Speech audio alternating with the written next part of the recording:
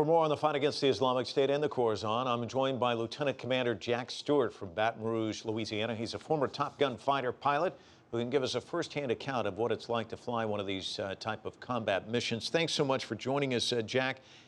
First, I'd like to get your take on this latest round of attacks that are going on, these airstrikes.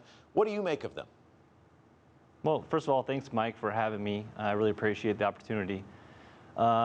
And all I can say is I really feel for the men and women that are flying these strikes right now, because about 11 years ago, I was in their shoes flying strikes into Iraq. So I know what they're going through and what they're experiencing right now. So I kind of feel for that, and I know what they're going through. Okay, so put us in those shoes. What is it like? Well, I can tell you it's a little bit like your first live interview, a little bit nervous, but once the things get rolling, you start to calm down and you just fall back on your training. So what they're going through right now is they've got a lot of pre-flight target packs to study for. They review the targets, and then once they get out to the aircraft and strap it on, they take to the skies, and it's just like being at home on a training mission. How long do these missions last? How many targets do you go after? Give us an idea of just what it's like. Well, typically what they'll do is you'll launch on a mission with a primary target, and you may have a secondary or even a tertiary target that you can go after if circumstances allow it. In my case, my first cruise, I flew out of the Eastern Mediterranean, and we would fly strikes into northern Iraq after flying through Turkey. It would take at least an hour and a half to get on station, and then we would spend an hour and a half to 2 hours there before returning back to the ship. So on average, missions lasted between 4 and 5 hours. What's the toughest part? It must take a physical toll on you. Yeah, that is the toughest part.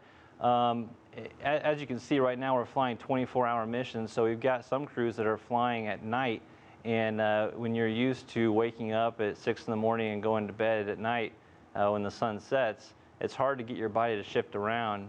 In my case, on the first deployment in Iraq, we were the night carrier, so I was waking up just as the sun was setting, and a lot of times I'd fly my entire mission at night and return as the sun was rising. So it takes a toll on you fatigue-wise, but obviously also long missions, and you really don't have a whole lot of room in the cockpit for food and water, so you make do with what you can, protein bars, water, whatever kind of drinks you can, and that fatigue can kind of carry over as you're coming back to land on the ship. Jack, what about collateral damage? I mean, at the Pentagon briefing the other day, one of the officials said that, that this group will undoubtedly make adjustments as these strikes continue, and there is the concern that they'll melt in with the civilian population. How do you guarantee against that type of problem? Well, you know, unfortunately, you can't guarantee against something like that. When the enemy is willing to use innocent non-combatants to protect themselves from airstrikes, there's just nothing you can do. The best thing that we can do is really rely on our intelligence analysts and the assessments, and make sure that we're going after targets that we think have a reasonable chance that we won't have that happen, that collateral damage. I can tell you from my deployments both in the air and on the ground, collateral damage and the rules of engagement were very strict to make sure that we didn't find ourselves in that situation.